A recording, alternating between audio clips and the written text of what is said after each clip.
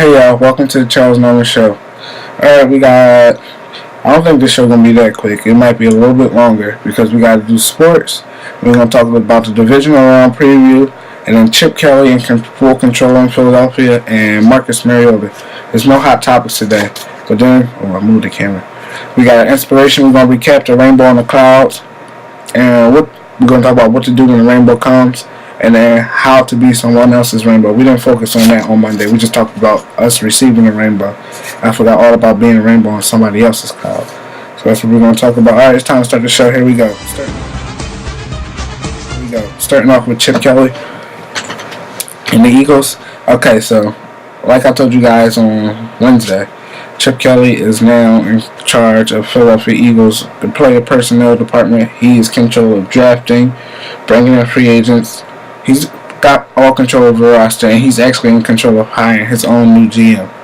Alright, so basically Charles is in charge. What this means, like I just said, he's in control of everything. I think Chip will try to build the Eagles as best as he can. I don't think he's going to do what a lot of people think he's going to do and try to trade the world for a certain quarterback from Oregon. Now, let me tell you guys why I think he's serious about it, because he has Tony Dungy. He's called Tony Dungy and asked him who he thinks. Well, asked him about possible people who could be his GM. And for those of you who know who Tony Dungy is, he's a really smart former football coach. He coached for the Buccaneers and the Colts for a multiple number of years, and he's good with player personnel. So I think that was a right step for Chip, and that's why I think he's really serious about building the Eagles into a real contender. Not just a contender, a champion. Which means he will not trade the world for Marcus Mariota. Why would he trade, somebody said, 3 first-round picks and Fletcher Cox for the Bucs' first-round pick so they could draft Mariota? Not in a million years will he do that. I don't believe that he's going to do that. Marcus Mariota is a good quarterback. However, he's not worth our future, because if we trade those 3 first-round picks, we can't build. And look what happened in Washington. They traded all those first-round picks to St. Louis, and RG3 turned out to be nothing. So, Mariota, you're good. You're a nice quarterback, good decision maker, but I don't want you. Return to sender. Alright. Moving on to the first game of this weekend. We got Baltimore at New England. I'm looking forward to this game. First off, I want to say that all 4 games had the potential to be really spectacular games. The Ravens have found a rhythm lately. I mean, it seems like when they go to the playoffs, they get on this hot streak, and they got on the hot streak right at the end of the season, even getting in, because they had to have a lot of stuff happen for them. Flacco is taking care of the ball. I mean, he's won like 5 straight playoff games, going back to that Super Bowl season. He hasn't thrown an interception in a playoff game since, it's been years. He's like, in the last 5 games, he's thrown 11 touchdowns and 0 interceptions in the last couple of playoff games, so that's good. The defense has to get to Tom Brady, and they can, because the Patriots O-line, even though it's gotten better, is not that great. And Haloti Ngata, Terrell Suggs, Courtney Upshaw, those guys, Pernell McPhee, and the guy Williams, I think his name is Sean Williams, in the middle of the defense, they can get to Tom Brady. They got to stop the running game. They got to contain LeGarrette Blount, which they can do, and Gray and Shane Vereen, who are all good players. And that's the scary part about the Patriots now.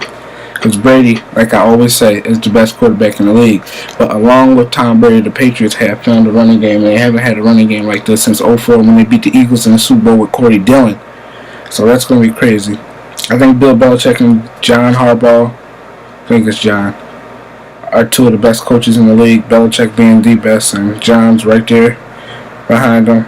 And I think special teams may play a big part in this game. If it does, I give the special team edge to the Ravens. Alright, moving on to Carolina versus Seattle. I wanted to see this as a playoff game for a year. I wanted this to be the NFC Championship game last year, because I think these 2 teams are identical. They're like Michael Bennett of the Seahawks said. To Seahawks, the Panthers are a really attractive cousin, which means they're very similar. And they're like the same, basically, defensive-wise. Offense, they don't got to score too many points because the defense is there to help them. I think defense will be huge in this game. Points won't be that high. They probably won't even score 20 points in this game. I won't be surprised if 20 points won't be scored. Cam Newton has to be smart. Panthers have to run the football, be tough. Don't let the Seahawks bully them early. They get in the Seahawks' head early and use Kelvin Benjamin. Let Kelvin be physical, and they'll be okay. The Seahawks are back. I mean, when I mean the Seahawks are back, I mean that defense last year that did 43-8 to Peyton Manning. They back. Them boys are back. The offense is a lot better. The defense is scary again, and I'm just gonna keep saying it. It's really scary. And they're playing in front of the 12th man. The 12th man's hype because this hasn't been.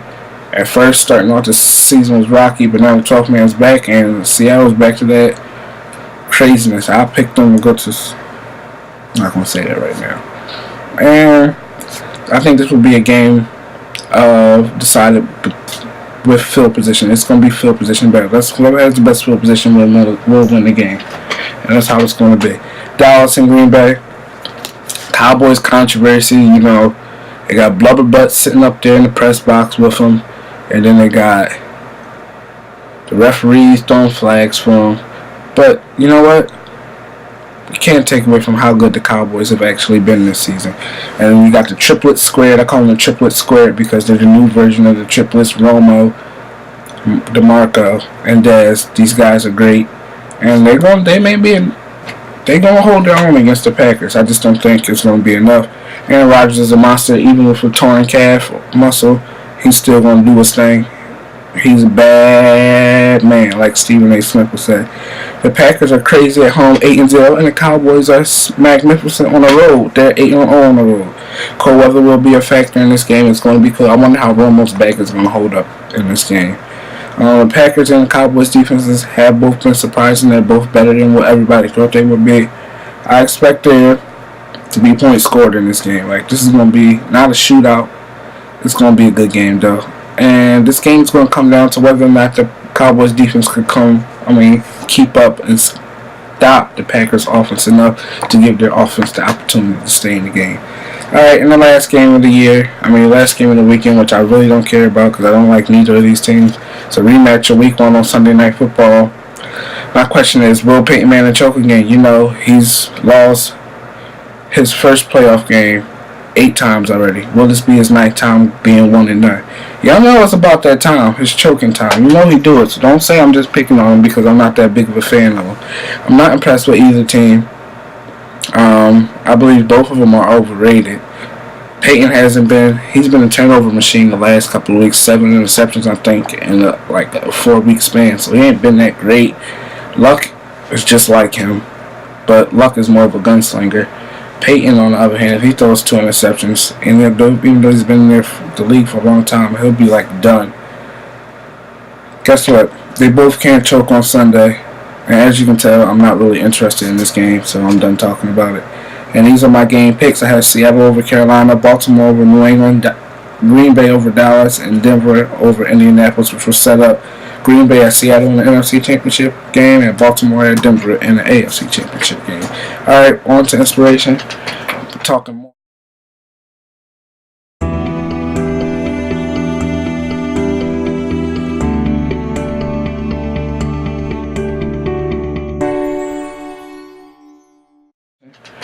Talking more about the rainbows and the clouds. What do you do when the rainbows appear? I'll tell you what to do. You give them full appreciation. Let them know that you know that they are your rainbow. Because the rainbow brought you out of the very tough time that you were in. Trust me. Like Maya says, take those rainbows everywhere you go. If you stick with all your rainbows and you appreciate them as you should, the rainbows are going to eventually outweigh the clouds. I'm not saying you won't have clouds anymore, but you'll always have the rainbows to bring you out of the clouds. Now, I want to talk about being somebody else's rainbow. Why should we be somebody else's rainbow? It's simple. We're all human, which means we're all going to have those dark days, those rough times. And we're all going to need somebody to be a rainbow in their clouds to show us a sign that relief is coming, show us that things will get better. So we can all make life more enjoyable for each other if we all stand as rainbows in someone else's cloud. Don't just expect someone to be your rainbow. Be somebody else's rainbow. Okay. And for those of you who don't know, rainbow in the clouds stood as like a promise from God to all of us, all his creatures, that relief is on the way and things will be better. So a rainbow is a sign that things will get better, like I just said. So I want everyone to hold on and be strong because the rainbow is coming. Hold on and appreciate your rainbows when they come. Be a rainbow on someone else's cloud. I want you to be their sign of relief as them being your sign of relief, because we all need a rainbow. And just remember, when it looked like the sun wasn't going to shine anymore, God put a rainbow in the cloud. Recognize your rainbows and be someone else's rainbow. Alright, that's our show for today. See you guys on Monday. I hope everybody enjoys their weekend. Have a great weekend. Have a football-filled weekend. Try to stay warm because I know it's cold everywhere. It's been cold here all week. Thank you to everybody who made my birthday special. Like my friends here, my friend Kylie, my friend Alex, Jamera, Donald, I'm forgetting one person, Aaliyah, and a lot of other people that I forgot. I'm sorry, but thank you. See you later, everybody.